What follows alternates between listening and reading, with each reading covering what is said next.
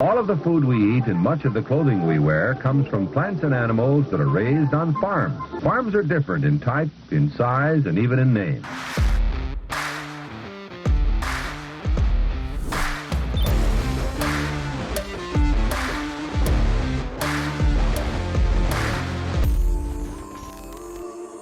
Welcome to Barn Talk. What happens at the barn stays in the barn, but not today. We're going to let it all out for you guys. Today is going to be one hell of an episode. We got a great guest coming to the barn to have a fantastic conversation with us today.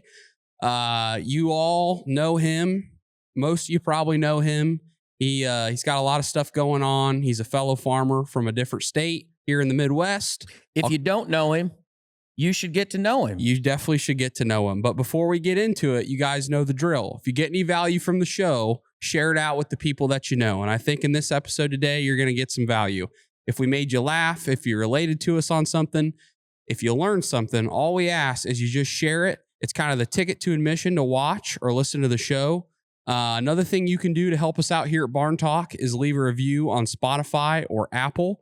The more that you guys do that, the more credibility you give our show, which in turn allows us to have more guests come to the barn, to have some conversations with us, make more episodes, and just grow the impact of Barn Talk overall. So thank you to all that do those two things. It really does make a difference. And we love hearing your guys' overall thoughts about the show, whether it's comments on YouTube, Spotify, DMs. It's always great hearing from you. And we even love the shit hate comments too. Those are my favorites. Those are always the best. I've gotten a fair amount the last couple episodes, and really, oh yeah.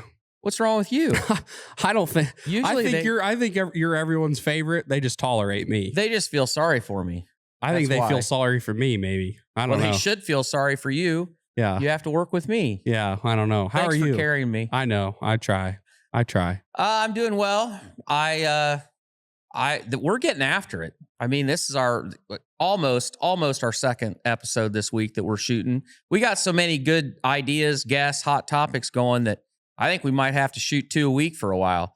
Now, that doesn't mean that we're going to put out 2 a week. That might just mean that we build up the archive so I can slack off a little more because, I need a vacation. So I don't know. Maybe we'll see. What'd you do last night? I actually went to a ramen restaurant where it's like Japanese ramen where they put pork belly in there and like an egg and like these bamboo stems and like chicken katsu. Did you first time I ever had it? Did you eat it with chopsticks or? I ate it with chopsticks. Were there any eligible young ladies there that there was a really hot brunette in a black dress that was on a date, but I feel like we were playing a little bit of eye tag. Oh, I see. But I was kind of tucked away in a corner, so it didn't really work. But she was good looking. All right. She was good looking. But the food, that was my first time ever having ramen. The food was really good. I liked it. It's definitely a different experience, but it was really good. It was unique flavor. And it didn't completely wreck me on the toilet either. So that's a good sign.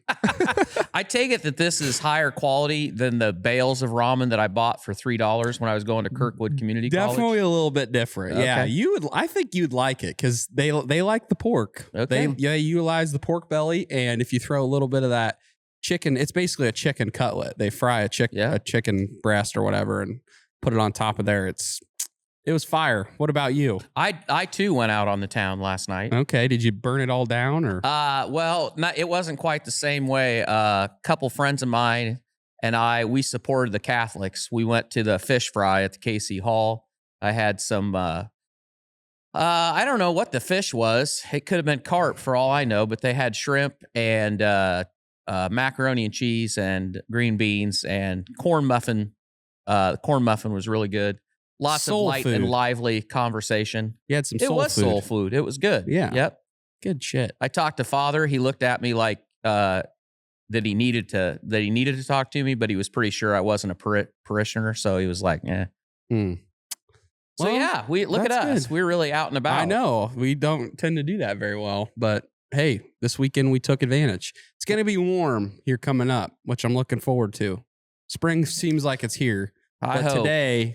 Today threw us a doozy. It's not quite spring weather, but yesterday Yesterday gave was us very some hope. nice. Gave us some hope. But all right, we're going to introduce this guy. So today our guest is a guy you probably feel like you already know. He's a 5th-generation farmer from West Central Minnesota who decided to turn on the camera and show the world what real farming looks like.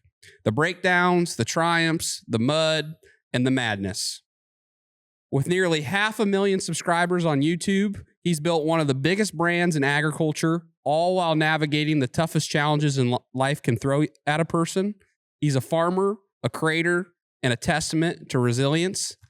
So without any further ado, let's get into it. We're live, boys. Chet Larson, welcome to Barn Talk. I'm excited for this. I'm excited for you to be here. I'm a big fan of the podcast and the YouTube, and excited to be here. It's been, 3 years that I've been like, I need to get down there. I need to get down there. I know. But you did get us a good replacement. Your mom and dad were fantastic when we had them on. Yeah. And people loved them. Yeah. In fact, Sawyer felt so guilty. I think that's the only episode that he didn't swear once through the whole thing. Your he did mom's not want to your mom disappoint is your a- mom. Your mom is a saint. And I was just sitting there. I'm like, I got to be on my best behavior. And I was on my best behavior. So Amy, she brought out the best in me. But yeah, man, it's been, we've been talking on the phone, I don't know, every once in a while. And I've been trying to get Chet on for so long, but we finally figured it out and made it work. And we're a big fan of you too, dude. You do a lot of great stuff for ag, and we appreciate what you do for ag. What are you doing down here in Iowa? What'd you come down for? Came down about 2.5 hours northwest of here. Went to Chris's place, and we were doing a little filming, working on his combine, and been staying at his place for a couple of days. And it's like, this is 9-hour drive to where we're sitting today. And it's about 5 to him. And it's like, I'm never going to get closer than this. And you texted me like a week ago, you think we can, any schedule time work? And it's like, well, I knew this was coming. And it's like, well, let's text him last minute. Like famous Chet 10 minutes before, got to do something. Hey, let's change the plans. But yeah, I'm glad it worked out. We're glad you made the trip. I was surprised, but I was happy because I literally, a week ago, I was like, dude, what's your availability in 2026? And you were like, dude, I don't get off the farm much. I'm like, I know. We got to make it happen. We're the same way though. Yeah. I mean, it's just like, there's always something. Oh, between just full-time job of farming, 5 days a week and in the off season, and then the YouTube schedule, and now young family. Mm-hmm. It's guess what takes it? It's the family. That's right. 100%. Yeah. So you want to fit more into your schedule. There goes your weekends, and a lot of that does get consumed for traveling, for the internet side of my life. Yep. Which has brought me down a lot of awesome roads, as you guys know. I mean, the community of the ag influencers is awesome. Yeah, everyone's so cool, so willing to help each other. Can have great conversations, like with Sawyer. When call him, it's an hour and a half. That is. Yeah. It's always nice to chat with you and chat with other people too, and kind of just hear what you guys are seeing or what you're feeling, and talking about what's going on your operation or what's going on in your community. Because, we all kind of farm in different places, and it's nice to kind of not be alone sometimes on the journey. The thing I found so interesting, like get to Iowa, basically, I would say, and the traffic and the vehicles. Where I am located is so rural. I mean, you can drive 30 miles and meet 2 cars. It's like there's cars on the left, the right, merging in. I'm not used to that, and I'm not a fan of it either. Yeah. But yeah, it's definitely a much more populated, basically, from Chris's place to here. It's busy. Iowa's it is a little odd because I feel like it's kind of that way. I mean, there's pockets, Southwest Iowa, Northwest Iowa, where there's some space, but for the most part, I mean, it's like there's enough bigger towns everywhere you go, there's traffic. Because even when I go to Illinois, you get to Southern Illinois, there's places where there's not much, but I don't know. I don't know why it is here that it is that way, but yeah. And you got big roads like we don't. I mean, it's an hour and a half, 2 hours to get to a 4-lane, depending which direction you go. And I'm like, you know how spoiled you are, Chris, to have like 1 mile from your house, you jump on the 4-lane and cruise at 70? Yeah. And we don't get embargoed. I mean, I don't know if you guys have that up there, but I know, people in Illinois and even some places in Missouri, there's times of the year where they embargo them and you can't move anything. And I'm like, I don't know how you make that work, but make it work. Yeah. Well, okay, I'm gonna feed you to the fire right out of the gate. So I was thinking about this morning. So I don't know what the statistics are, but I mean, there's probably 100. I would think there's probably 100 ag social media accounts on YouTube, but the number of them that have ever gotten over 400,000 subscribers, that's a very, very small limited cut. number. Yeah. And you're one of them. I am. How, as you look back now, how do you think, what do you think is the catalyst that got you there? If you would have met me when I was 18 years old, you would have never guessed that this was where my life path was going to go. And I was shy. I don't like being out there. I still would rather be that way, but this career, I would say, has really pushed me outside and really grown me as a person too, which I really do like. But I didn't even know there was Instagram was for girls. I didn't have Instagram. So we messed around on Snapchat, had some buddies that are like, you should get on Instagram with your farm and make a page, and you do really interesting stuff. And so I did after like a year and a half, and that actually gained a lot of traction. That was 2018, 19 era. And it was super wet for us. And I mean, if anyone's watched us farm in West Central Minnesota and seen the mud we deal with, I mean, most areas of the country, I don't think fight. It's a fight is what it is. And it's not just us. I mean, it's everyone in the area. It's just tracks on everything and track combines. Like Chris said down here, there's not track combines. I'm like, what? You go to a dealership, it's just lines of tracked equipment. Yep. So that, I think, got the following on Instagram. I got like 22,000 followers in like a year. And then Cole the Cornstar is the one that reached out and was like, dude, you need to get on YouTube and start doing some long form content. And I think you'd be really good at it. So he actually is the one that invested an unbelievable amount of time into my wife and myself on the editing side, because that's where we struggled. Anyone can pick up a camera and not know what they're doing and just talk and learn how to do it. And I taught myself how to be a YouTuber from watching YouTube. Like, how do you talk to a camera in front of people? Like the judgment thing, you feel that. And now I go to a farm show and there's people all around. I'll just whip it out and talk to it, because it's like, well, this is my job. And but you get the people looking at you and it's like, yeah, I am doing what you think I'm doing. Yeah.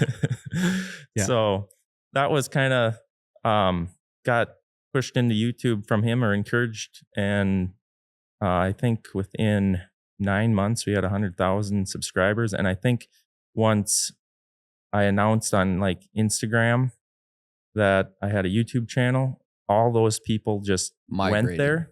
And then the algorithm hooked it and away it went. Like it was just like, what? And now I've got a beast that I don't know how to feed. Like, it's like, okay, and don't know how to edit. I mean, the first videos was on my phone, trying to edit on iMovie and limited music. And yeah, so then it's like, well, this is working. Like, okay, now what? And I can't edit like long term and do this consistently. So then made the decision to buy a computer, which I did not have no money to buy. Yep. I was actually going to get a loan to buy a MacBook to start editing, and ended up just putting it on my operating loan. Didn't tell the loan officer that, but I don't know what it was, like $3,500 or something. And it's like, well, we'll slide this one through. And then the wife started editing. We just kind of said, well, let's see how this goes, and she started teaching herself on YouTube how to run Final Cut Pro, and I filmed, and it was really, really a seamless process, because the thing I miss about back in that day was I came home with the camera, set it on the table, grabbed a different one the next day, came home, watched the edited video, posted it the next day. Hey, thanks for sticking with us. I've got news. We are launching a Barn Talk newsletter. And here is the deal. We get to 10,000 people on that list, and we're throwing a live event right here at the barn. You want first crack at those tickets? You got to be on the list. Simple as that. Go to joinbarntalk.com and sign up today. Now, let's get back to it. Like, it was just seamless. Now, it's a logistics thing now. You know, you got to send the content away, and you get the people, why are you so late? Like, why are you 2 weeks behind or 3 weeks behind? Well, because there's many people involved now, and it just takes a lot of time. And also the thing that I like, I'm a Nazi about my posting schedule. Like, I get quite upset when I don't have a video filmed, or you know, the editors maybe are on vacation, or, you know, so I like having that leeway of having 2 weeks of videos in the queue ready to go. And so then I don't get stressed, because when I get stressed, then the content suffers, because now I'm pushing it. Like, I got to make a video today, and it's not a day that nothing interesting is going to happen. So, boy, that sure is nice having a hopper, you know, 2 weeks of stuff all ready to go. We suck at that. I'm going to be honest. No, we're that other way of what are we going to shoot this week? Because we got to get this shot. Yeah. You know? Favorite phone call I get is if Sawyer calls me early, it's because he's woke up, hasn't had a snack, realizes that we don't have any content. And then he's like, what are you doing? We're going to shoot some stuff today? And I'm like, oh, man. Oh, man. Here we go. Yeah. Well, you always pull through, though. We always got some pigs to move, or, you know, something to repair. There's always something. Yeah. I mean, for you, I've said this a long time. I mean, hogs are the greatest clutch there is for creating content, because you can almost just, if you have enough barns, if you just drive around and walk into each one of them, you'll find one where something is screwed up that you can shoot. I mean, it's like, it's guaranteed. What do you think separated you? Like, do you feel like it was timing for the success of the channel to get started? And I know you leveraged the Instagram, that really took things to another level, but what do you think makes your content so good that has built the following base? Is it because you guys are so authentic, keep things real? Like, what do you think it is that makes Larson's Farms? Well, yeah, I don't know. The group of people, I would say, is where it starts, especially in the earlier stages. Just everything was new to the internet, obviously, from us. And then we were a group. I've hired all of like my friends. And so like Brody's a cousin. But first channel started with Eric. And I started it. When I first started it, we had a hired man that ended up quitting that fall. And he wasn't a fan of the internet stuff. He didn't want to be around it. And each to their own. I mean, it is a different life. And like, people are going to treat you differently in a good or a bad way. Yep. And so then we hired Eric, which we had been buddies for a few years. He moved into the area and was working on his uncle's farm, and that he ended up retiring. So we hired him. And I mean, we were the drinking buddies, like the Friday night, like, so bring him in. And I would say the channel has gotten a lot more strict on keeping it more clean, but we were pretty rough Yeah. at first. And Yep. Buddy's working, and Duggo's always just Duggo. Like, Yep. he is who he is. Yep. And so I think that atmosphere of just the friendship, the joking around, and then just we really show everything. I mean, Yeah. the embarrassing stuff, like humbling. Like there's a lot of times that I'm like, why am I showing this? Like this, the people, neighbors are going to think we're absolute idiots. Yep. But that's what makes it real, because it is real. And like going to meet and greets and like meeting fans and stuff. And I'm sure you guys hear it too, is I love how you guys show the real problems, the real issues. And I'm not saying every single video is that way, but you watch enough of them and you'll get that. Yep, for sure. Do you, when you think about it, and I think Sawyer would say the same thing, do you feel like that window has gotten a lot narrower if someone was trying to start today? Not saying it's impossible, but I think the market is very saturated. I mean, and it's not a bad thing. And I would never discourage anyone from trying. Yeah. But it's not as easy. I mean, you could post anything in 2020 and it got views and gained traction. I mean, it was simple. Yep. Now you're going to have a niche. Yep. I think. And like I said, I don't want to discourage anyone, but it ain't as easy. I mean, I see it on our channel. I see it on every egg, and me and Sawyer have talked about this on the phone. It's just like, it sucks because you're doing the same thing, but not reaping the growth that it was so simple at the beginning. Yeah. I feel like YouTube's just I feel like all these platforms have kind of stagnated a little bit. Yeah. Growth is just not as easy to come by like it used to be. Like even TikTok. I mean, TikTok, you could post on there back in its heyday.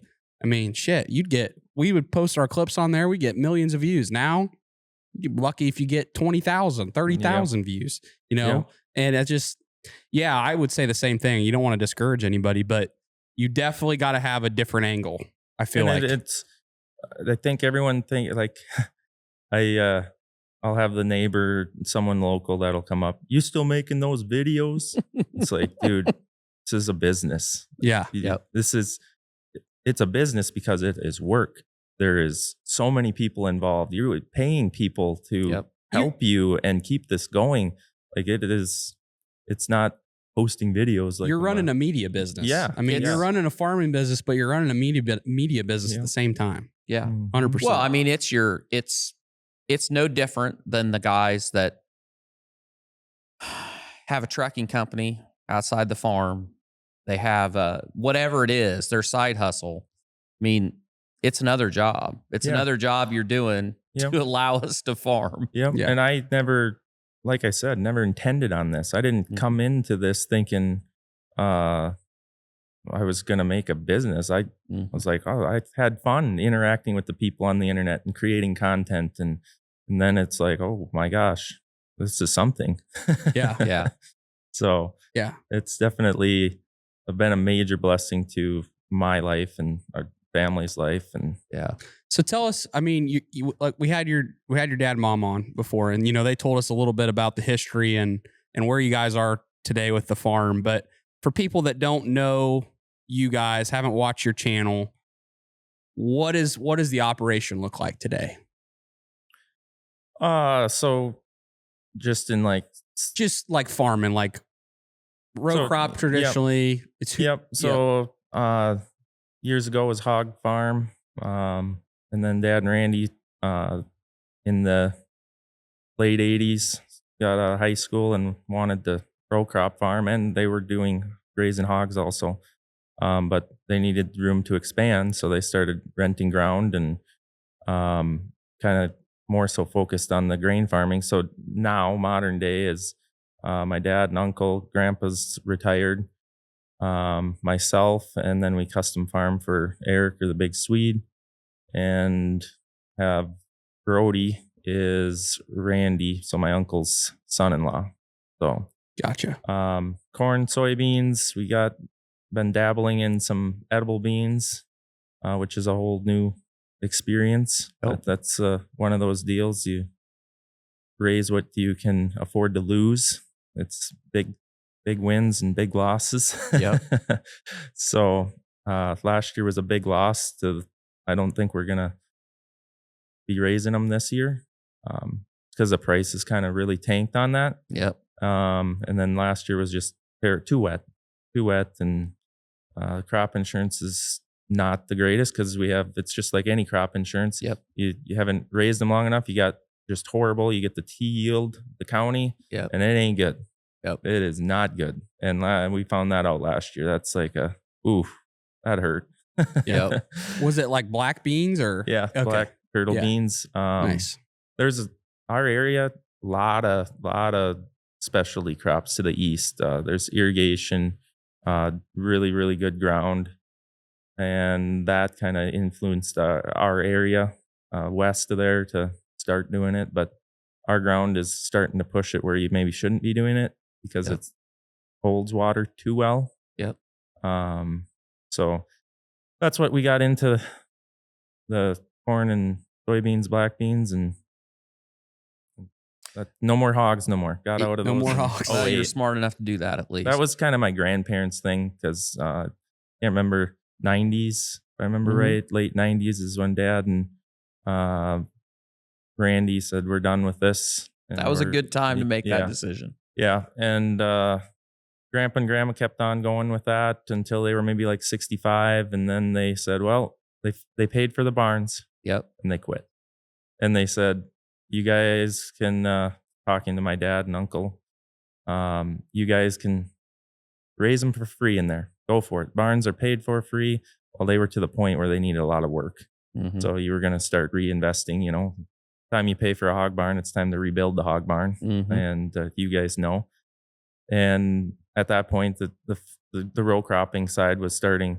Both were failing, or not failing, suffering. Yep. Hogs weren't getting the attention they needed. The buildings weren't getting the attention they needed. And then the row crops weren't getting like neglected, but like, oh, we got to load pigs this morning. Had neighbors out combining. Yeah. We should be combining. And so that was kind of an easy decision for them, I think, to just focus onto the grain farming. And kind of that era is when the grain farming started to, make more money too. So, and hogs weren't. What was like growing up? Because when we talked to Duggo, that was a really tough time for him. What was it like from your perspective going through the 90s as a kid? Were you aware of the struggles? Were you not? Like, what was it like witnessing your parents go through that and figuring out? I wouldn't say that there was ever, no, I didn't ever know that there was hard times or good times. I mean, honestly, didn't care. Yeah. But I had everything I needed. A little snowboard and bikes and BB guns. Yep. A couple of hammers and nails. Go build stuff in the forts. But that I didn't ever know any struggles. So you never had, were you always growing up, were you in the back of your mind, were you always like, okay, this is what I'm going to do? Or did you think about? No, I was always, from the day I could walk, on Dad's heels, following him, getting kicked. He kicks like a mule when you stand on the back of his feet. Yep. But no, basically I was like, school was the dumbest thing in the world to me because I knew what I wanted to do and I want to be there. I can learn more there. Why am I sitting here learning about something that I'll never use? Yeah. Now, that maybe should have cared more about that in certain things, but I'm in the same boat as you. School never spoke to me. It was always farming or business or talking about money, or I just never really resonated with school. Things I neglected was like the computer side of stuff. I should have given attention to that, but I grew up in the 90s.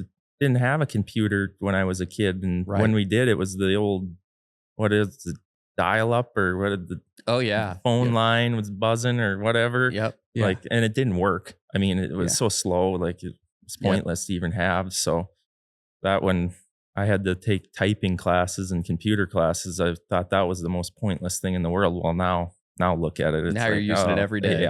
Yeah. What are some of the biggest misconceptions you think people have about your guys' farm? You know, like what are some of those comments? They watch your videos and they just assume X or whatever. I think the thing that they see, and I listen to the podcast with mom and dad, they see what we have now and they see the YouTube videos and think, well, that's why they have that. And that ain't the case at all. And also like that farm, our farm, when Dad and Randy started row cropping or started out of high school, was a 400-acre farm. And hogs, that they were more into hogs than row cropping, and they didn't have nothing, so they leveraged themselves to the brim and just kept on. And Dad says back then I didn't care. I didn't have nothing. If I lost it didn't matter. Now I care. Now I care about the debt and losing it. And, no, it's been, they've never said no. That's the biggest thing. And whether that's right or wrong, it's probably horrible business advice as far as just keep on racking on debt and growing. But now they're 57 years old and they did well. They've done well. And I've had a great opportunity to grow up get involved in it and get into it.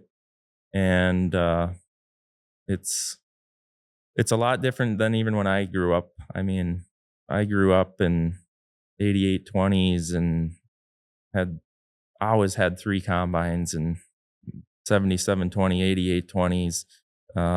Then they got 9610, thought, wow, that's a machine there. And then they got into the 9750, and that changed the farm. That machine, when they came out with that's what my uncle always says, that was what changed the farm. And I always had the older bean combines and 1 corn combine, and just ran a lot of older stuff. And Dad, good mechanic, wrenched on it. That's how they built the farm. They ran go to the dealership and look in the back. The paint's coming off, it's bent up. That's what they bought, fixed it up to work. And well, now in the last 10 years, we've been able to get into more later model stuff, newer stuff, which good, bad, or otherwise, some days it's like this is way worse. Give us the 9870 back. This ain't working. So when you think about that, from where they started and where you guys are now, do you feel like as you look forward, do you feel like you have as much opportunity? Oh, well, like where's the farm got to go from where it is now for your family? And do you feel like that opportunity is there? I don't know. I would say we have a target on our back because of YouTube farmer. So I don't know how that's going to affect me in the future. Like that's just something that I have to live with. And I don't know, some people love it. Think it's the greatest thing in the world.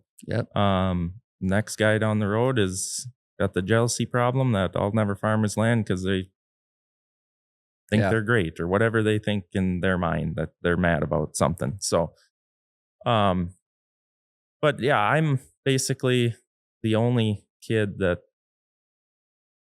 wants to farm out of the family. I have a brother. He has no interest. I have 3 cousins.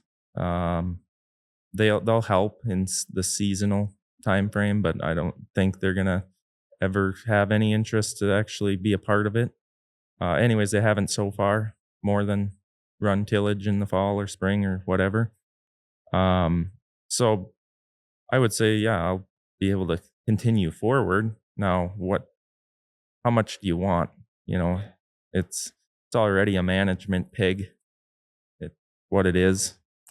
How much bigger do you want to go? Like I hear of 20,000, 30,000, 50, 80, pick a number, 1,000-acre farm. And it's like, why?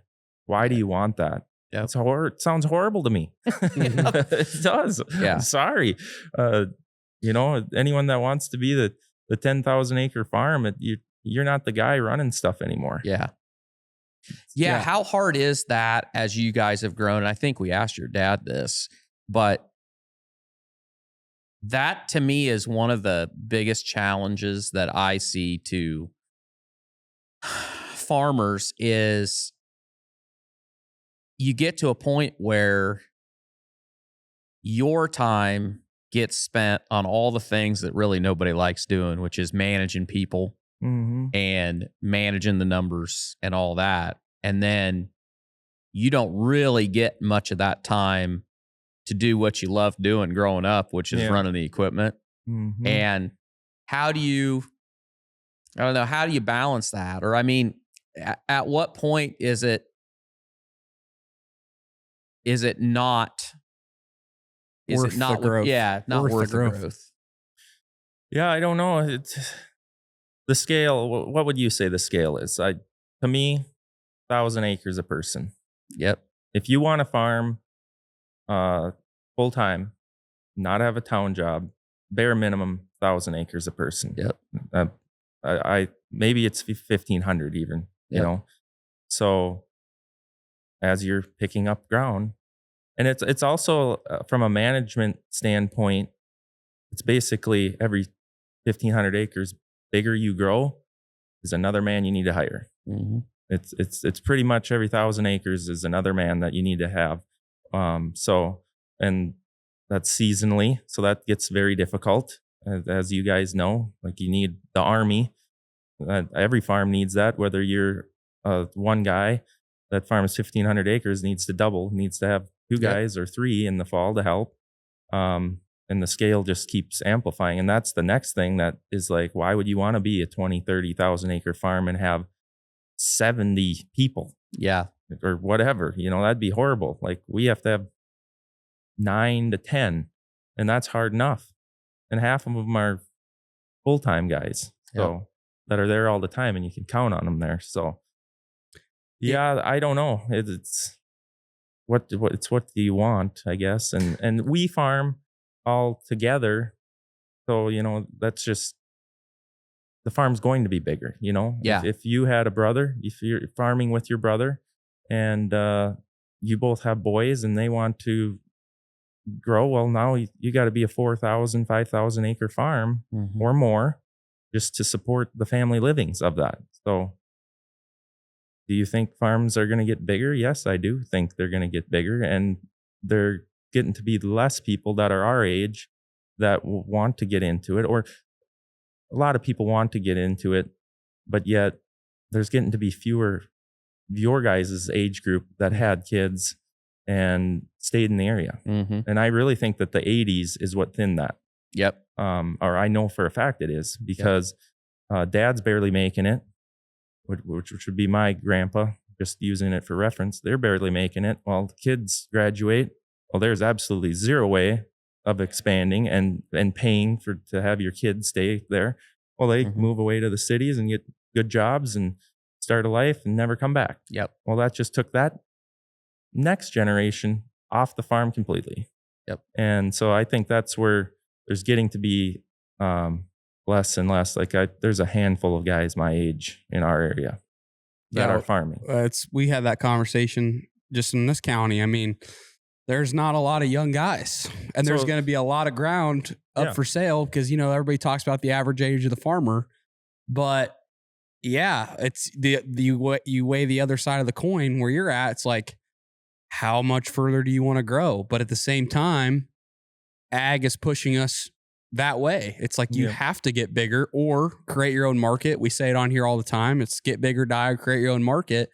But it's like, a lot of us do it for the love of farming, not the love of being a business owner running the farm, and it's like, but you seem to be getting pushed that way. And I don't know what you do about it. I mean, what do you, when you think about the next 20 years, I mean, do you want to grow what you're currently doing now more? Or do you want to try to find a specialty crop or try to do something a little different? Like, where's your head on that? Well, our farm is set up to do what we're doing, and it would be very hard for us to sidestep into changing something. But so I don't know, maintain. I mean, like Dad said, every time we build another grain bin, says you're farming this many acres. Yep. Like you go less, you're wasting money, and your bin is sitting empty, and so with that being said, over the rest of my life, I'm going to farm this many acres. Well, Yep. what happens down the road and the neighbor comes and has 300 more acres to farm? Am I going to say no? No. Probably not. So, yeah, I would imagine it'll just keep growing, and every farm is going to keep growing. They're going to retire someday, and that's just what it is. There ain't more people. Everyone's just getting less and thinner, and farms are getting bigger, and that's what I see happening. Mm-hmm. I think every farm is going to get bigger. Yep. This is bring us back if I veer too off, but I'm just curious now. It made me think about it. What's basis like up there? Horrible. Yeah, like where does your corn go? Most of ours is ethanol. Okay. Where's the closest ethanol outlet? It's pretty much 30 miles any direction. We got one west, east, north. Yep. We're pretty much, and that's a lot of the reason why we have the bin site that we have, is the logistics to truck this stuff out during harvest. It's just the bin site's there to just keep harvest moving. Yep. So yeah, it's about 24 to 30 miles any direction. Yeah. And that's not horrible. I mean, there's people that are in a lot worse. So right now, like currently, to do the market update in Minnesota, I think anywhere from 40 to 60 under basis on corn is kind of where, like, if we've been getting a 40 under basis, that's when we've been locking our futures and selling. Soybeans, I could look it up, but it's been pretty ugly, like $1 under. Really? Yeah. Okay. You guys, I think we maybe got some to a bean crushing plant. They were maybe 60 under. I think we just sold some around that mark, 60, 65 under.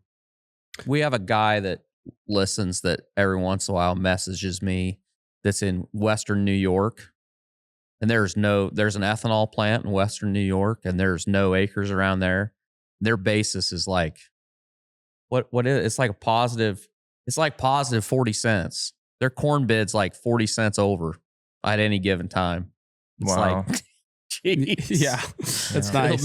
It'll make you weep a little bit. Well, and I hear, like, talk to Chris all the time. I hear him say, "Oh, even basis or positive basis," but it's like that all the time. So it's built into the market. Yeah. So, the input costs are just more here.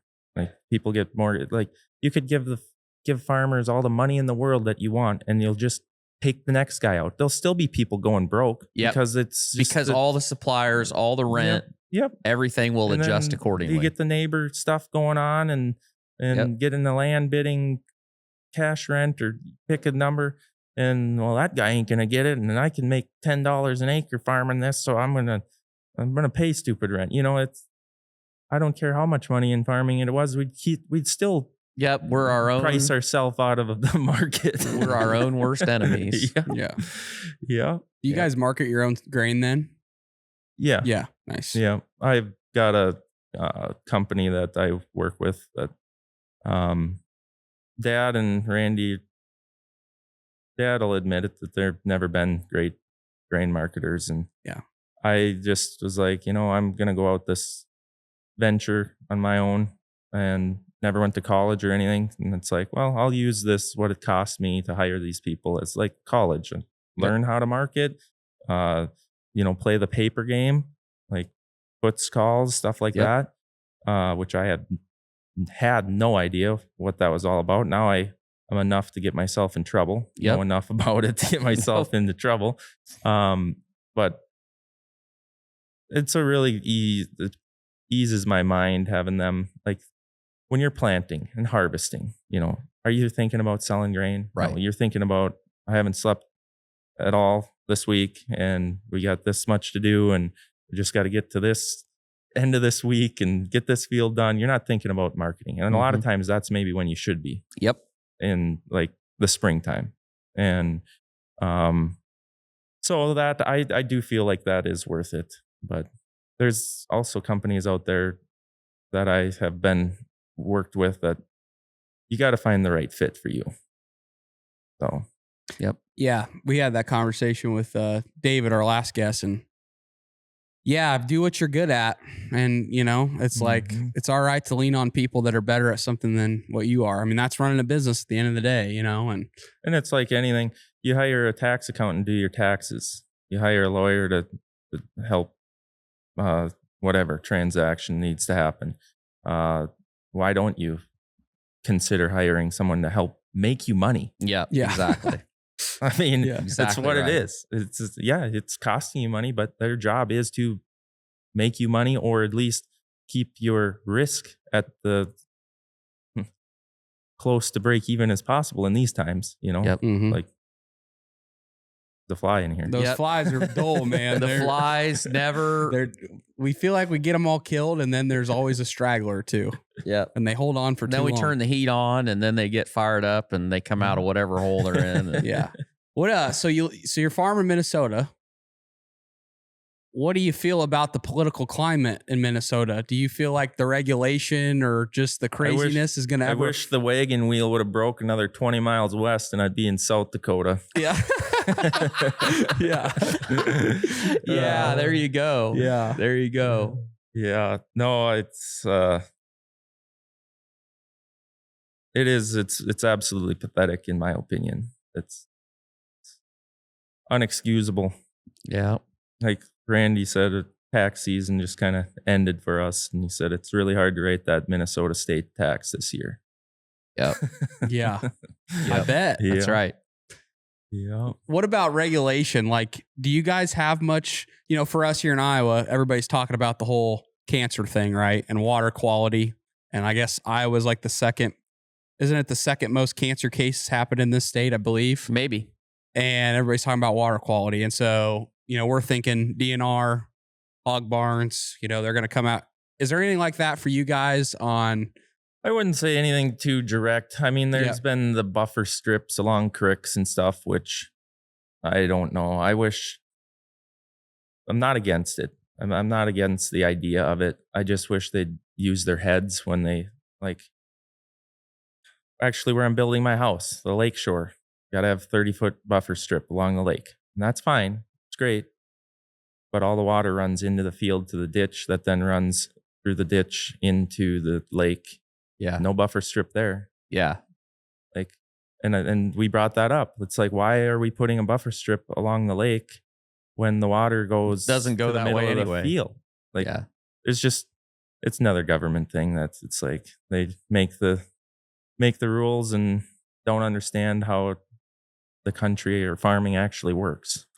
Well, they make laws that are a broad brush, and they try to apply it, and it doesn't fit everywhere, and they're not very good at pivoting and not very good at adjusting. Yeah. Yeah, speaking of that, like I think about California Prop 12 for the hog side, how California was like, oh yeah, all pigs should be raised like this, and did they actually come out and see any of the sow units? Probably not. They just kind of made that decision. Farm bill, everybody's talking about the farm bill. If you could wave a magic wand and change something about ag today and maybe see it in the farm bill, what would you like to see done? I don't really know. I don't stay too up on that, truthfully. Yeah. You should just turn that right back around on him when he asks you a question. What would you change? Yeah, what would you change? Well, they're going to change the Prop 12 thing. So that's been, everybody's been talking about how, no state should dictate how we raise pigs based because of what they want, I don't think that so they're doing something about that, which is great, I think. If it gets done. People have been talking about breaking up the meat packers because they think they're too powerful. I don't know if that'll end up happening. I think they got a lot of money to lobby against that. Yep. I don't know what about on the money side? They were talking about interest. They raised the limits for USDA guaranteed loans. I think they raised it to $3 million. And then they also raised the limit on guaranteed operating loans, which I didn't know that you could even get a USDA guaranteed operating loan. Although that sounds like, to me, that has got to be an absolute freaking nightmare. So I don't know how many people utilize that. Yeah. I can't really remember what else. I mean, to me, I don't know. To me, there is, and I really don't know how you change it. I think that one of the biggest problems that we have in agriculture is this incestuous relationship between banking, inputs, and politics. And you saw that in, the Trump money that everybody's, which I got to sign up for yet. I haven't done that. Hate to miss out on that. But it's to your point when we were talking about basis, it doesn't really matter because all that money that we're going to get, look at thanks to what we're doing in the Middle East, look what the price of nitrogen has done. Mm. If you Diesel fuel is going to go way up too. Mm-hmm. So all your inputs just gone up. So all that money is just going to get vacuumed up, and input costs. And, the only one that really, I shouldn't say this, but I think it's the case. The number of farmers that ever really lobby Congress for any sort of bailout is very, very tiny. However, the farm credit system, RoboBank, all of your implement dealers, all of your ag chemical people, they are all lobbying for that because they want that, because it guarantees that you're going to be able to pay your bill, and it's going to guarantee that they can raise their price 3.5% a year, whatever. And that's the cycle we're in. Guy that I used to work for said that, there were a lot of people within that organization that at every stage of where we were, as far as the number of sows that we had and the number of finishers we had and the number of pigs we sold, they were always like, let's just stop right here. And he always said, if you're not growing a little bit, you're going backwards, because every year somebody's coming with their hand out and the cost of doing business goes up every year. And that was kind of his mentality about growth. Well, we live in a world where our commodity grows sometimes, but then it retracts a hell of a lot. But all of our input costs go up every year. Yep. And so we're just constantly getting squeezed. And yeah, the result is, part of that is growth, because we need to grow because there's fewer people doing what we're doing. But then the other part is, if you're not growing a little bit, you're going backwards. So I don't know. I mean, I don't know what Farm Bill really does to address any of that. It's just the monster that we've built. And is it sustainable though? Do you think that's sustainable? Like, you think in like 50 years, or is it, is it still going to be that way? Well, my biggest fear is that we move to a system where you have the people that are providing the inputs are renting the ground, paying the leases on the equipment, basically guaranteeing you a sales price for the crop you raise, and you're just an employee of how whoever. many people would do that? Oh, heartbeat, because I've said it. If you can run the number of guys out there that if they can run new equipment, and they get their seed corn trip in the winter, and they get their summer trip. And if they can snuff enough money out of that to get a boat on whatever lake they want, they'll sign up for that all day long. And sleep at night, no stress or no financial stress. I guarantee you that wouldn't be good. I think that's where you're. Yeah. Do you think that'll happen? I think that's where you're heading, because I think you're headed to a point where it's on your guys' shoulders, and there's fewer and fewer and fewer of you, and the number of people that want to farm that many acres without a safety net, there isn't enough of them. And so I think to incentivize it, I think that's what you'll see happen. Well, they did it to you guys, or the hog industry. So yeah, poultry was the first. Hogs went that way. I mean, there's plenty of people that argue with you that they're trying to that's why we're trying to break all the cattle guys. I don't know whether that's, I don't think that's one thing I don't believe is, I don't think that it's a matter of there is this huge conspiracy. I think it's just the system that we've built just moves in that direction. People move to maximize profit in whatever industry they are in. And the result is that whoever's at the bottom of the rung, they get squeezed, because at the end of the day, the commodity price does not automatically increase with those inputs. So yeah, well, because those businesses, they're trying to increase their profit, right? Yeah. I mean, but yeah, I agree with you. I don't think it's like you always talk about how the 90s and the hogs went. It wasn't like there was this evil guy that was plotting, I want to control and have all these pigs and have all these sows, and I want to take up and eat up everybody.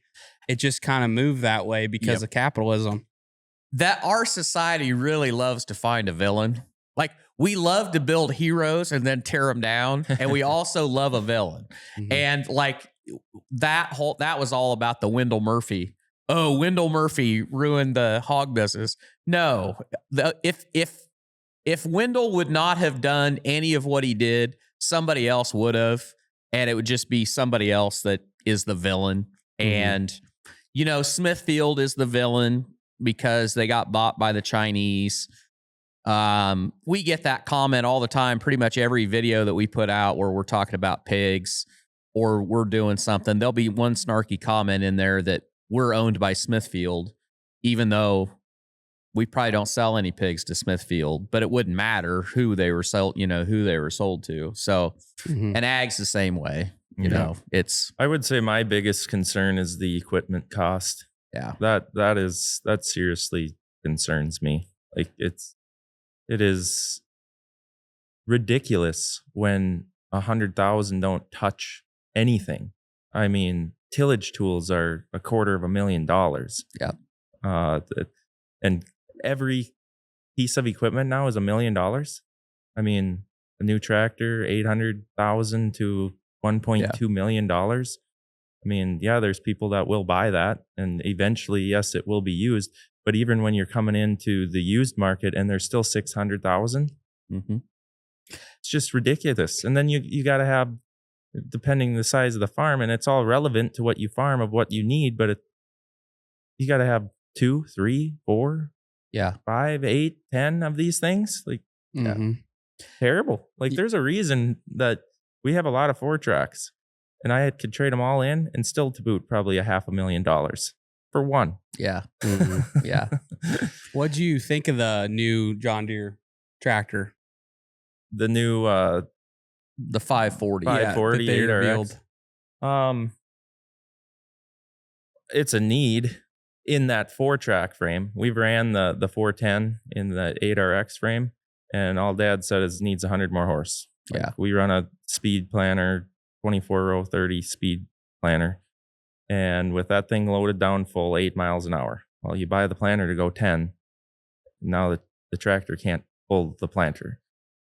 Wheels could do it. Our 2-tracks can do it, but them 4-tracks just take so much much power. Yeah, you lose too much power. Lose a lot of power, and that's whether it's a big frame or an articulating tractor or the front wheel assist version. They just take more power. Yeah.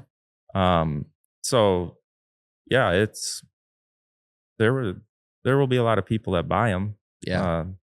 Now it's another 800, 900. I don't know what it's cost, but I know what the 410s cost. Yep. And this one's going to be you probably put an easy $100,000 or more on top of what the 410s were. So Yeah, it's I was watching the clip. Millennial was having the guy go through it.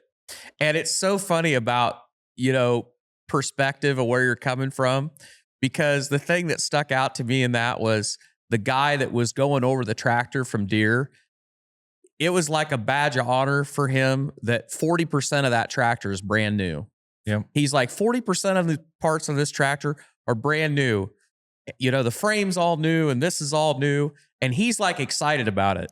And I'm looking at it and I'm thinking, so there's 40% of the parts on there that they don't know yet. Oh yeah, we didn't make that heavy enough. Yep, that's gonna have to be changed. Be the X9. Yeah, we didn't think that one through. Yeah. I look when people start saying, all new parts, I go, oh yeah, that's nobody wants to be the guinea pig, but he was excited about it. It'll be the X9 combine all over again. Exactly right. Mm-hmm. Exactly right. Yeah. The one thing that I think hurts that innovation. Well, you can't say it hurts because that, as you said, that's a need. But I go back to the combine analogy. There was a real sweet spot in agriculture. To me, I don't know, 15 years ago, when you had the guy that bought the 90s, let's just say he bought the 9670. Okay, he bought the 9670 and he traded in his 9570. Or he's traded in a 9550, whatever. There was always a buyer for that combine. At every level, there was somebody that was interested in that.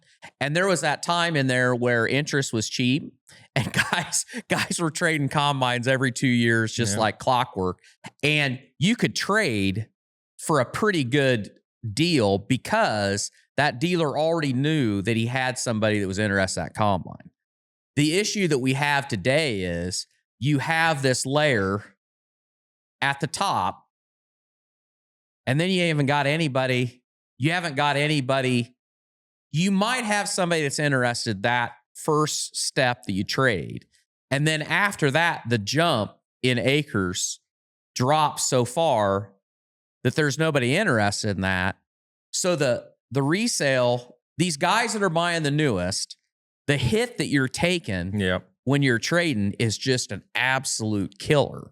And I don't know how you fix that. All my auctioneer guys are like, auctions tell the true value of anything. And I agree with that, but you really hate to be the guy that takes that bath when you go to trade. Oh, I know. And I think the guys that jumped on the X9 bandwagon right away, they felt it. Maybe still do feel it. I don't know. But then I was talking to my salesman here earlier this week, and he's like, well, honestly, a lot more guys are now that the used X9s are hitting the market. A lot more guys are looking at, well, now they're the same price as a 790, used 790. Well, we can buy we can buy a way bigger machine for the same amount of money. So, I think look at all farmers are somewhat lazy too. I mean, if they can sleep more, get planting done a week earlier and can afford to buy the next bigger model. I mean, everyone's so ridiculously over-equipped nowadays, which is good for our lives and sleep and all that. But you get a guy that's farming 1,500 acres and has a 24-row planter. Do you really need that? Yep. Mm-hmm. The days of planting, my analogy is, when I was a kid, it took a solid month to plant corn. And now then what we do, I think we planted, I literally think that if we really go and nothing breaks, when David shows up, we can plant everything in 2.5 days. We're done. Yeah. Mm-hmm. That's just how it is. Mm-hmm. And it's crazy. Yep. It's great. And it's great actually for maximizing your yield because that window, you can hit it. But I think a lot of these bigger pieces of equipment that are devaluing quickly, people that don't need it are buying this stuff. Yep. Like, guy can maybe get away with a S770, but there's S780 sitting there for 20 grand more. Okay, well, I'll buy another bigger combine. Do I need it? No, but I can afford it. Yep. Yeah. What about working on equipment?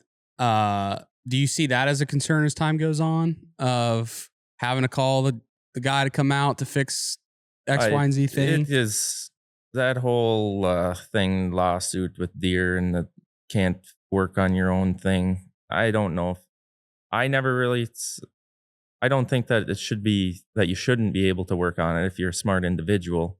But to me, it never really bothered me because I'm not smart enough to know how to run the computer and the 18 wires, and I ain't going to plug in, and I've got enough things going on than to go to school to learn how to diagnose the wiring on it.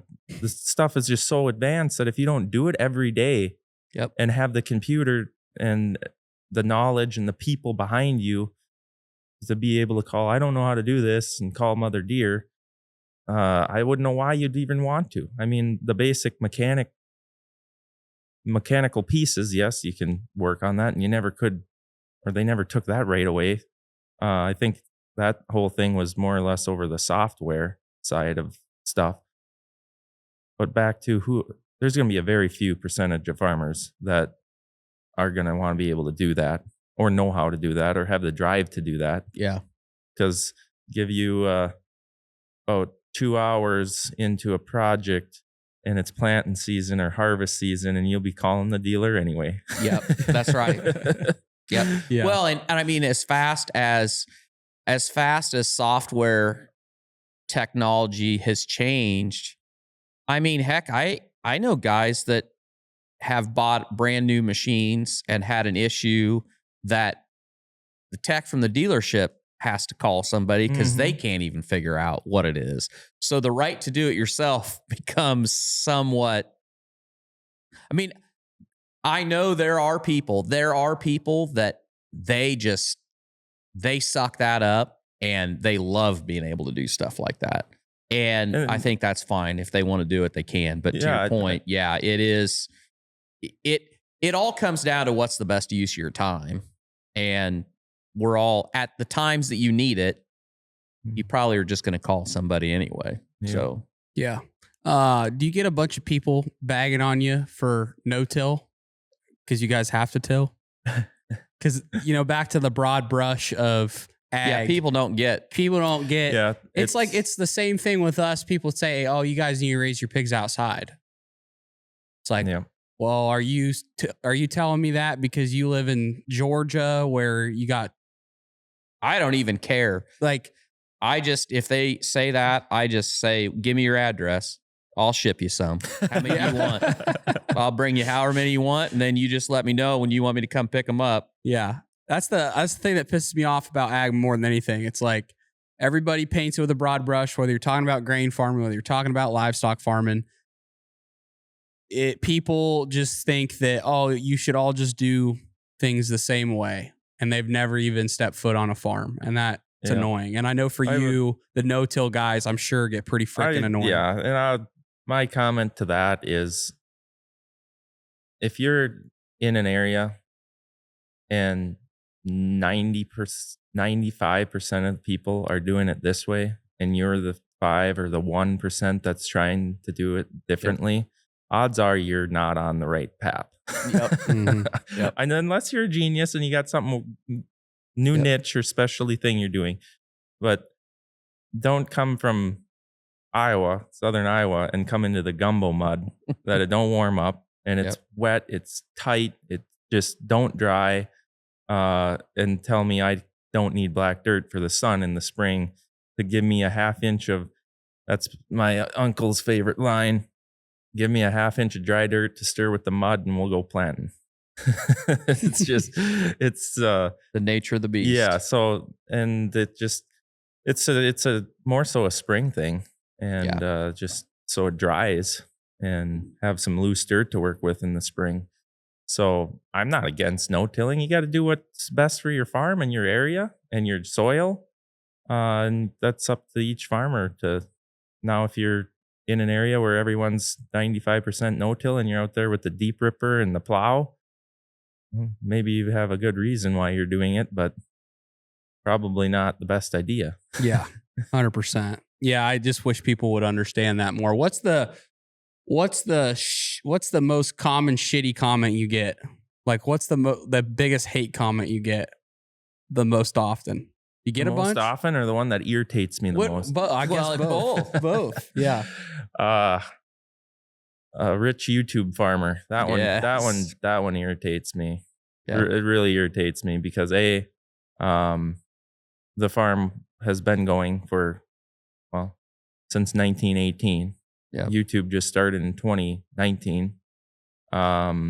Second thing is, it's the YouTube thing is kind of my game. Not really nothing to do with the farm. Yes, we get demos and stuff like that. That you'd be an idiot to not say that. Yeah, that does help, or it's a benefit. But that one just really chaps me, and so I would say that's a good one. Otherwise, can't really think.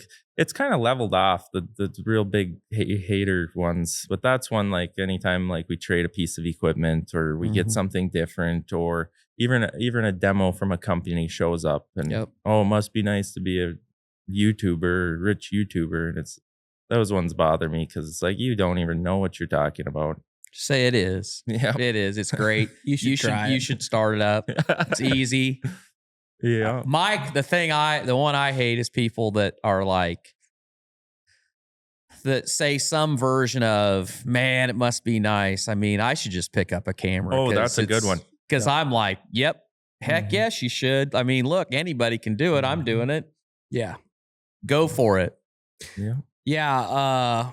Changing gears a little bit to kind of go back to YouTube and just publicizing your life. It's one of those weird things that, like you said, you don't really know what you're signing up for, when you put yourself out in the public eye. You know that this has opportunity, but there's trade-offs that come with it.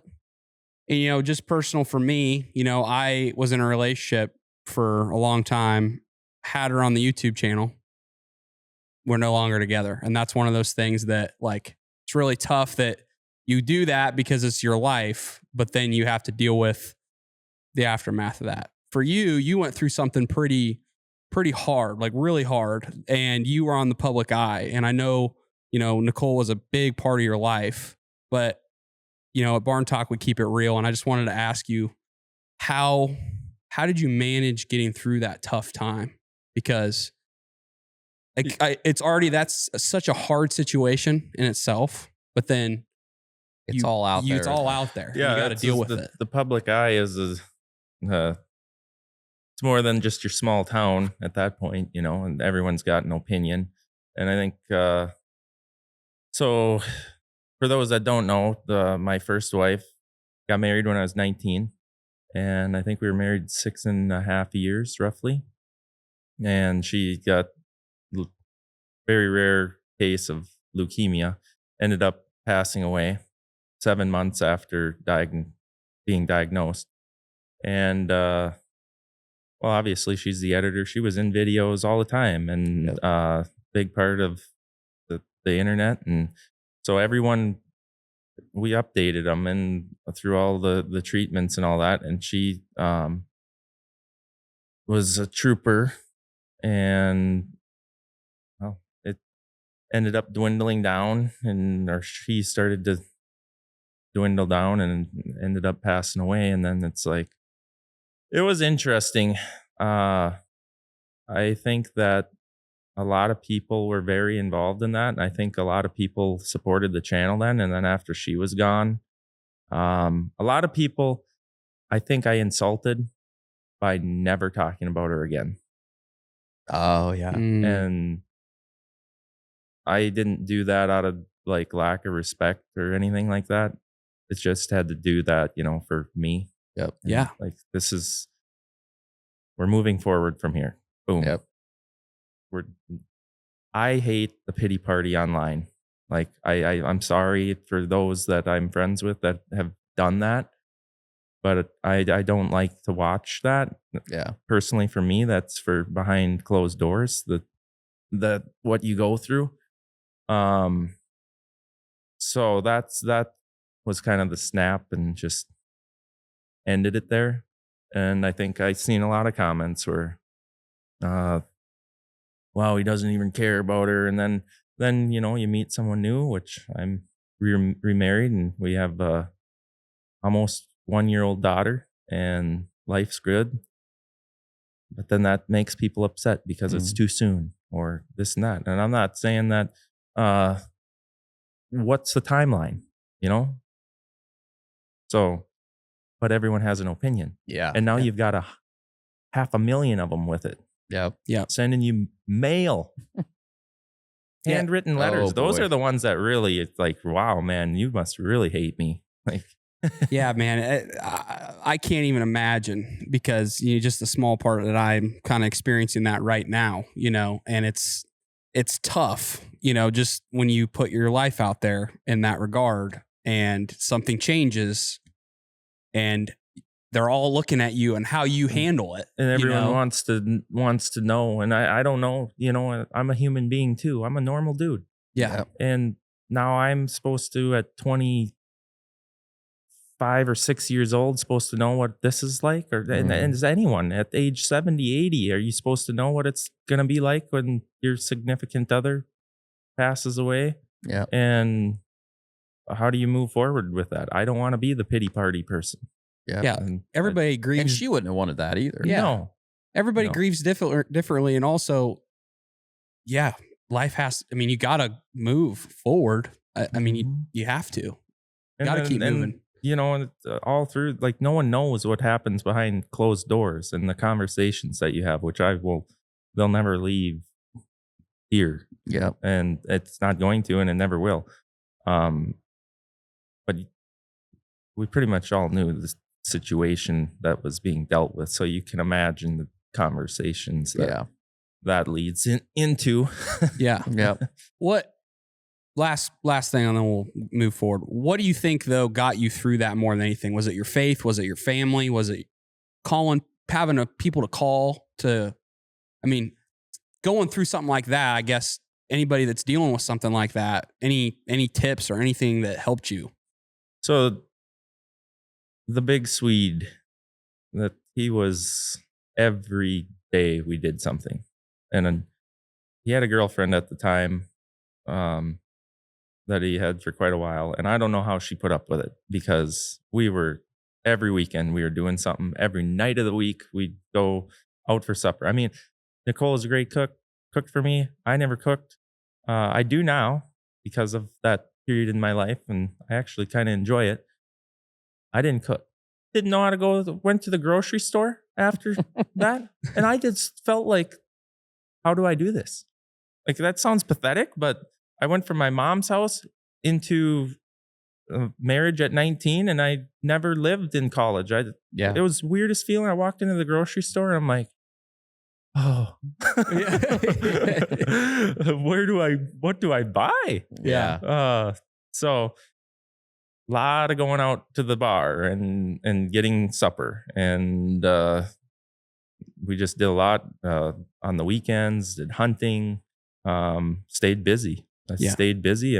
Go home and sold my house, got out of there. I couldn't live there anymore, and disconnected myself as much as I could from the past. But that's me. Yeah. Everyone's different. You know? Yeah. And 100%. if that offends people, I'm sorry, but that's how. Yeah. I couldn't. What I had to do. Yeah. So I'm in the situation now where I'm single. I live in rural America. You lived in rural America. Dating scene's tough. Dating scene is tough. Any tips? What you find them at the bar? What worked for you? So I met my current wife. We were me and Eric, hanging out and doing things we shouldn't be doing, partying too much, and going to the bar too much. and ended up at a party, and it was at my current wife's parents' place.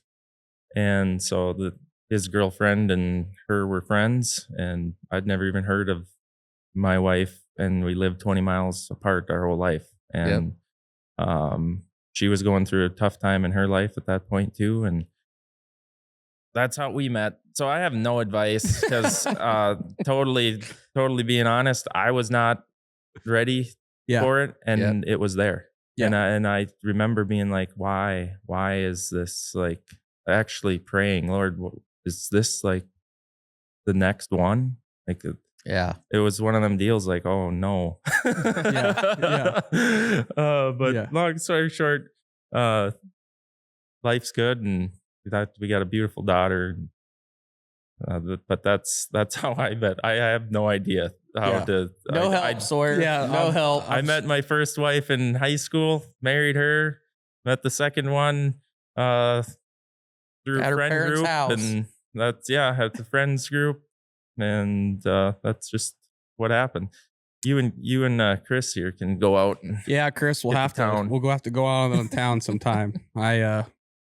It's rural America's tough because I think dating in this day and age is tough as it is. But then when you live not in a populated area, it's a little tougher. It's terrible. Where I live, small towns everywhere. Hardly anyone stays around. I mean, nobody. You graduate and you go to college in the big city and rarely come back. Yep. And if you do, you're coming back for ag, and it's likely not the women that come back to the area.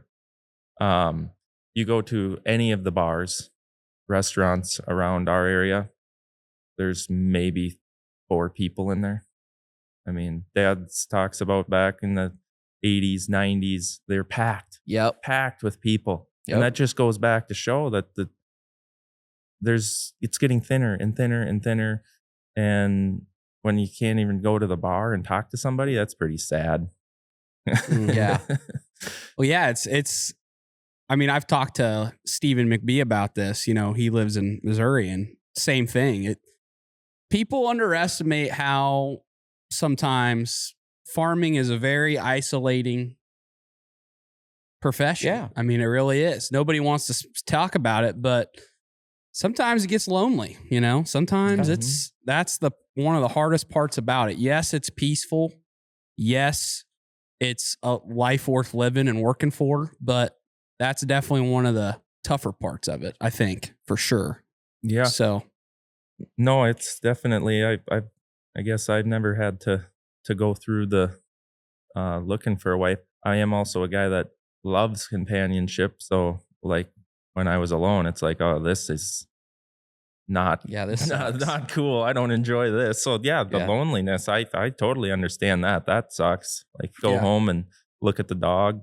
But I think 10 p.m. on Saturday nights, that's the worst. Well, I think during the day is pretty all right. I think one of the best Sawyer quotes, and this was actually kind of at the beginning, but the whole family went to Nashville, and your mom, she has noticed she doesn't drink. She hasn't drank in years, but she was really excited to go down to downtown Nashville and go to the Strip, mostly for Sawyer. And so we go down there, we're walking along, and we stopped at the boot shops, and we went into Post Malone's bar, and we went into another bar, and every place we went, she'd be like, "What do you think, Sawyer? You having fun, Sawyer?" It's like 4:00 in the afternoon on 2 days before Thanksgiving. And finally, Sawyer just looks at her and goes, "Mom, I'm with my family at 4:00 at a bar in Nashville. It can only be so good." Yeah. I just thought that was that was great, because she was trying, but it's just not the same. Yeah. I mean, I wasn't getting the full Broadway experience, but I was all right with it. It wasn't the same. I mean, you go into those 3-story bars and they're all empty at 4:00, and you're like, man, I'll this bet you would be place really is fun hopping. at 10:00. Yeah. But we're not here at 10:00. So, but no, it was awesome. It was still good What's the most expensive mistake that you've made? on the farm. Which one? Oh man. It sure was some good content a repair breakdown type of thing. Yeah, we'll go with that. Oh yes, this one did get filmed. This was early days, so my role is kind of the mechanic. Definitely back then didn't have anyone else. I was the mechanic, and can't remember what we were working on. It was something to do with the shaker arms on the sieves on the combine, chaffer and sieve. And I believe I took apart the bearings that drive the arms.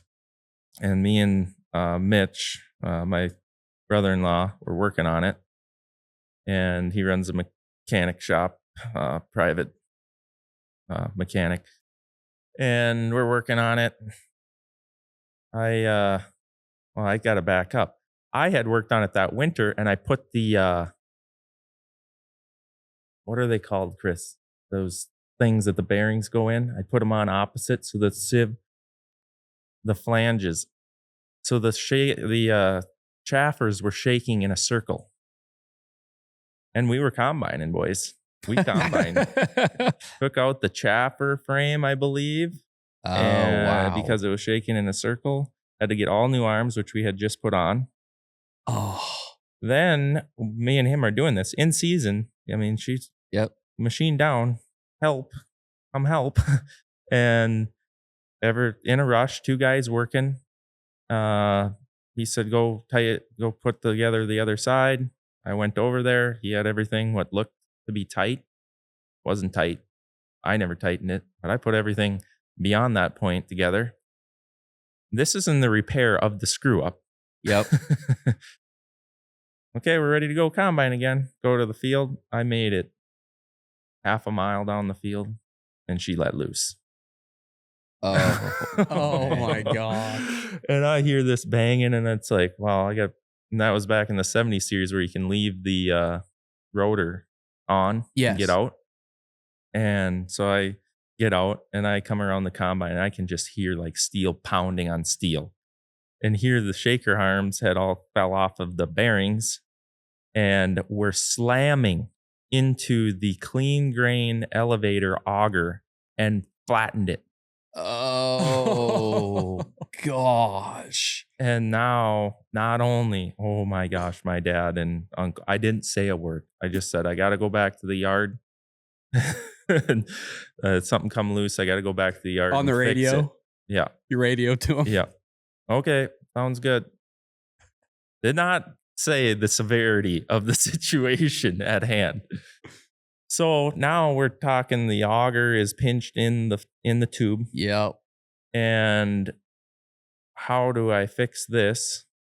And so then I had to pull the flighting out the left-hand side, the way it comes out the left-hand side of the combine. Put the arms all back together. Luckily, nothing got damaged in that part. Just lost the bolts, got new bolts, put that together. But now I got a crushed clean grain auger. Yeah.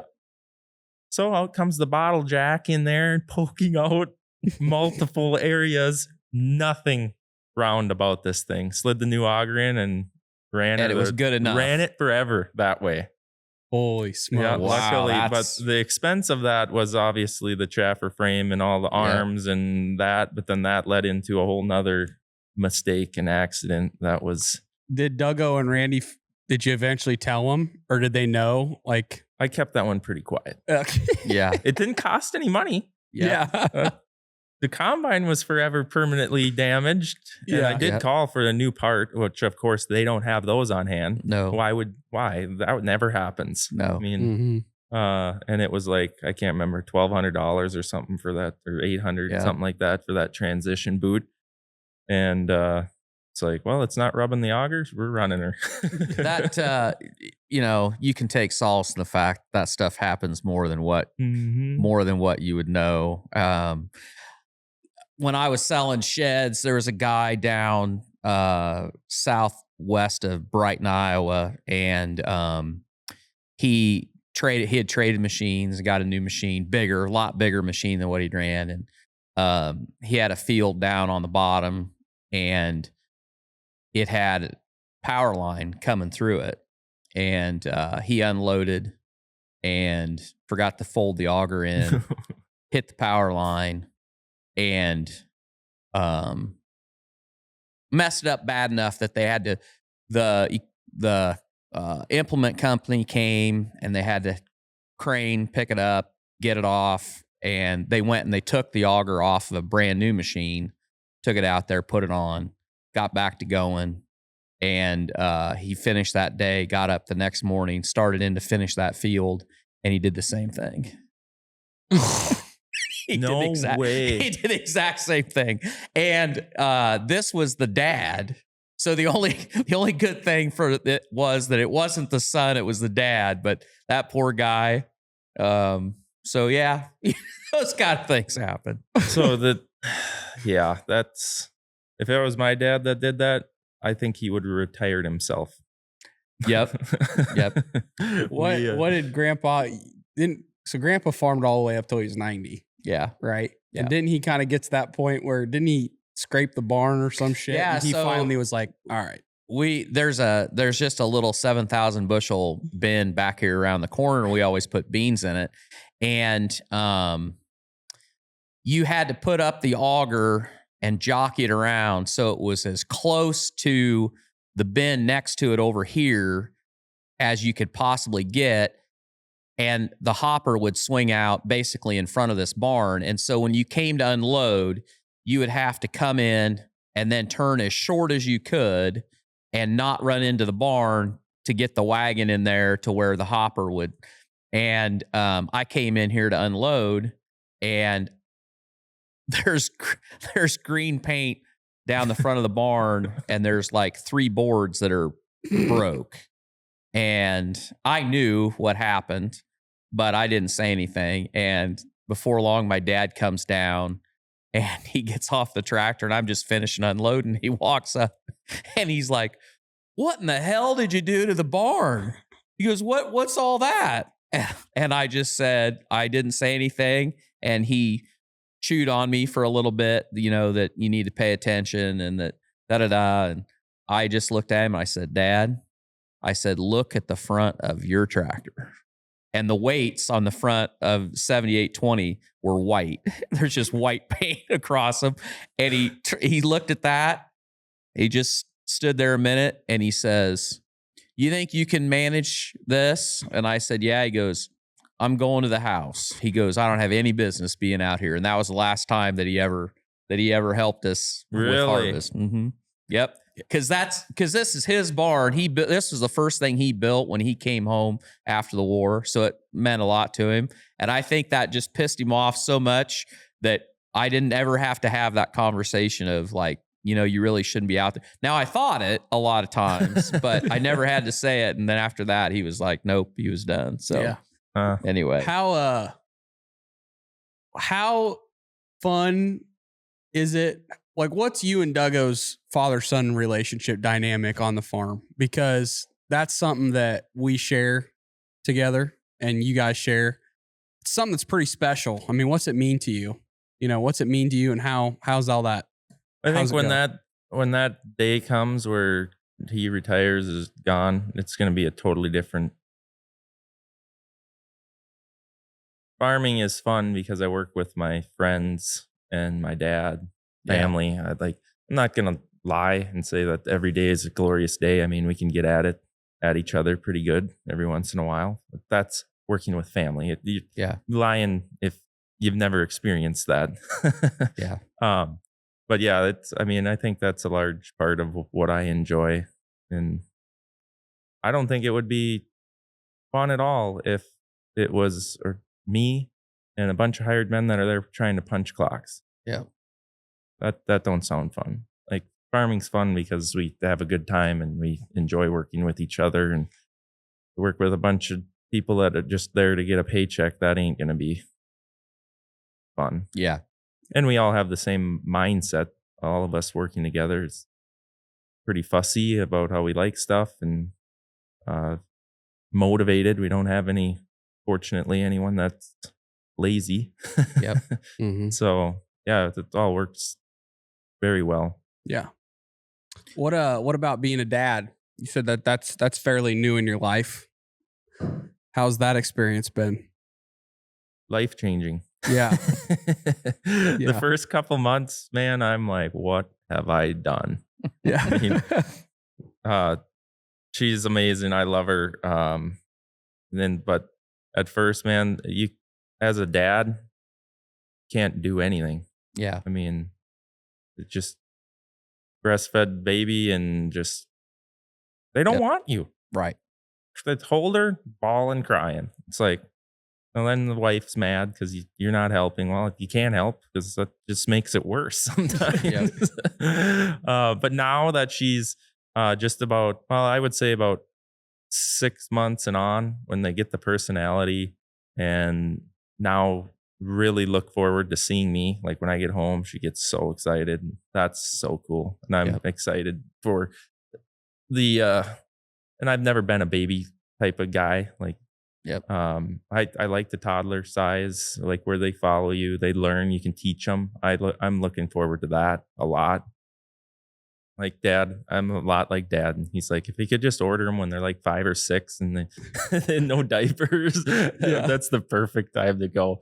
Yeah. But no, yeah, it's a blessing, and it's cool now to see the personality changing and the learning. She is mom says she's a lot like I was, into everything, got to figure everything out. And I'm sure all kids are like that, but I can definitely see it. But I'm around her more than any kid I've ever met. So I noticed, like, oh, that's interesting what she's doing there. You think you'll have more kids?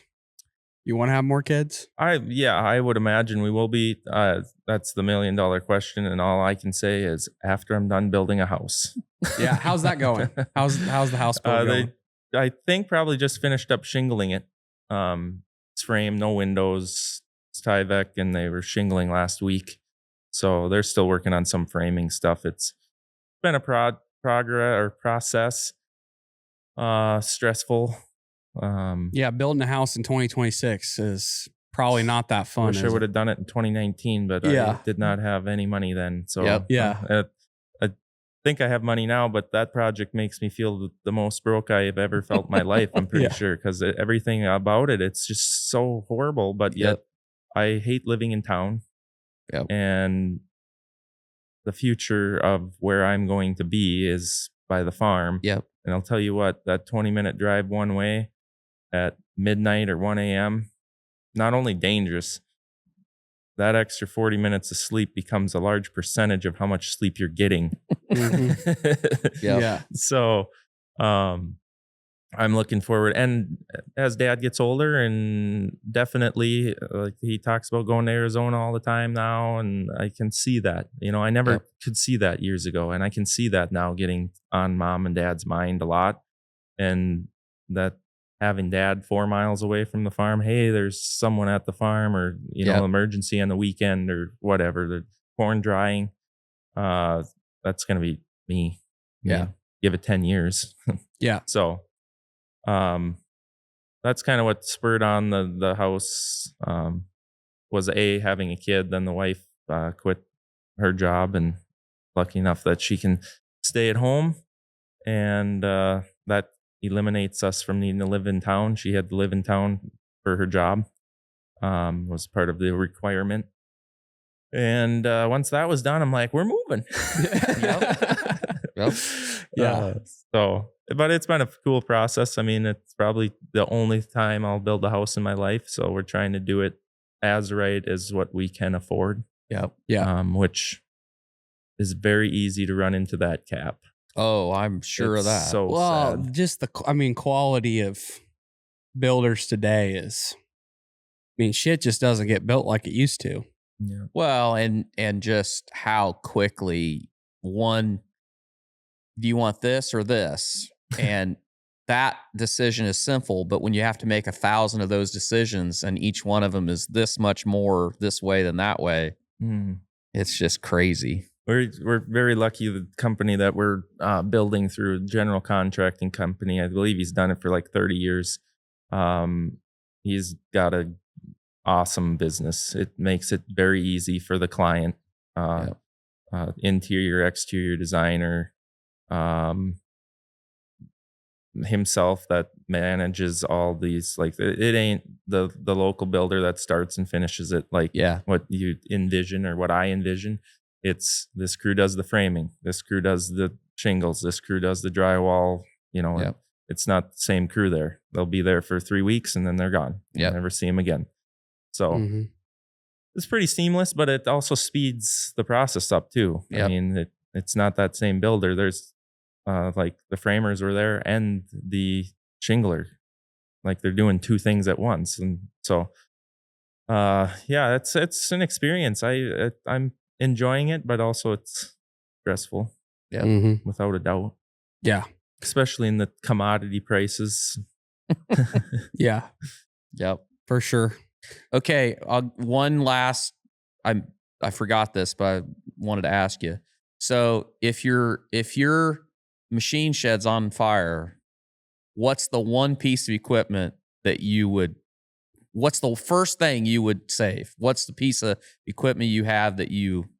Let's say it started to catch on fire and you got a little time to save it. It's not like you're walking into an inferno yet, but you got time to get in there and grab it. What are you grabbing? Probably the semi that we just built last winter. I mean, the time we spent on that, I mean, polishing, the intricate detail that we put into it. And there were some people, and I'm not going to name names, at the farm that did not enjoy that process at all.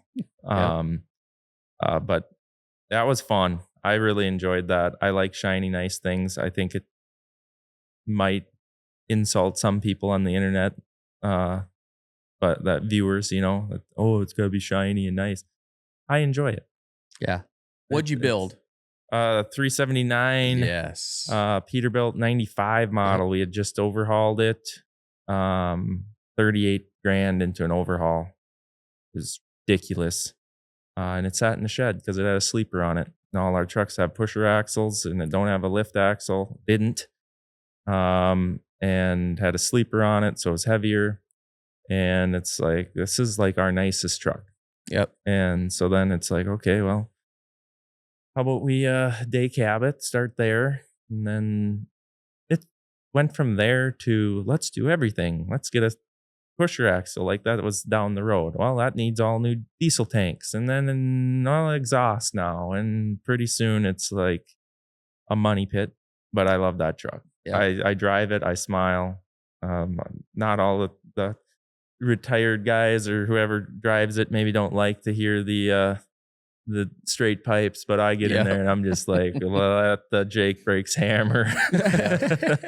That's awesome. So that's probably your favorite piece of equipment to run. I would say right now, I mean, I'm not sentimental. A lot of our equipment has been updated in the last, 5 to 10 years. There's Grandpa's 1086 is bought original in 79. It has like 15,000 hours on it. Original engine. That's a cool piece. We have his 70, John Deere 70. But it's one of those things, the more stuff that you have, like, how do I describe this? The more stuff that you have that's cool, say a sports car, your grandpa's tractor, you start keeping all this stuff. And now you need a shed for this stuff. Now you got batteries that are shot and a pony motor on the tractor. And you don't use it. It's there. It's cool. A little bit of sentimental value. Like, why? I don't want to sell that. It ain't value. Ain't there. It ain't like you're gonna pay off debt by selling it and get a little bit of side cash. But it's I go both ways. It's cool, but we should sell that. I understand. That's the thing about everybody wants a sports car or a supercar. Everybody wants a Lambo, our generation. They all obsess about Lamborghini. Yeah. Then you look into the maintenance of what a supercar requires. And it's can't like, even afford do the you really want maintenance one? on the car. Yeah. Do you really want one? Because you don't even know what you're getting yourself into. Supercars and supermodels. Probably the same thing. Kind I of the would same assume. level of maintenance. I'm willing to required. take the risk on both, though. Maybe one. Let me know how that works out I'd for you. start with the car. Start with the car. It'll be cheaper, guaranteed. Yeah, 100%. Well, I got one last. We're gonna do what we're kind of implemented a new segment on Barn Talk, and we're gonna call it the Golden Shovel. So, who is a brand, person, could be a piece of equipment that you kind of want to give your flowers to and say they're doing something great and why? Could be somebody in your life, could be a brand, could be a piece of equipment. But who's somebody you think needs a little shout out? Oh man, that puts me on the spot to think a little bit. It's all right. We got time. Editing is a wonderful thing. I would say the event that we're going to tonight, actually, the farm rescue thing. I think that the people that do that, the organization that help farmers that are hurt, especially the smaller farmer by themselves or two or three of them, it'll be interesting to see what happens with that in the future, as farmers get bigger. There'll always be the smaller ones, but the bigger they get, the more someone leaves, you absorb it. But I've seen directly some of the families that they've helped, and they've got a good thing going there. We're actually going there tonight, so that's what made me think about that. And the people, the families that take time out of their day and have time to be able to go and do that. Sounds like an awesome job too. If you're retired and you can go farm and not have to pay for it and just go there, kind of cool. Yeah, no, we've heard a lot of good things from so many people about what they do. And you can just go look at their stuff and it's pretty freaking awesome what they do. Mm-hmm. We need to get somebody from Farm Rescue on here to talk about what they do. Oh yeah. He's got the connections. Perfect. Yeah, we need to do that because I don't think they need more. What they're doing is so cool and so impactful. They need more. They need as much exposure as they can get, I think. Mm-hmm. Yeah. So. Yeah, there's nothing more daunting than being hurt and not being able to do anything. Right. I can't imagine what that feels like. Well, I know what it felt like just going through the cancer thing of not being able to be there. That was my portion of it. And I felt guilty because I know everyone else has to work that much harder and the stress of that. And so I can't imagine what it's like to be out from an accident or health, something, whatever it is. So hats off to all the guys that go and help. What's your North Star? What are you working towards? Like in your goal for the next 5 years, where do you want to go? I always had it growing up. And I mean, from forever, the 1 year, 3 year, 5 year plan. This is what I want to accomplish this year. This is what I want 3, 5. And I would say through the Nicole's thing, that just went out the window. And honestly, I never got back to it. Yeah. It's like, well, life can change so quick. And I don't know. I just keep plugging away, honestly. I mean, it's I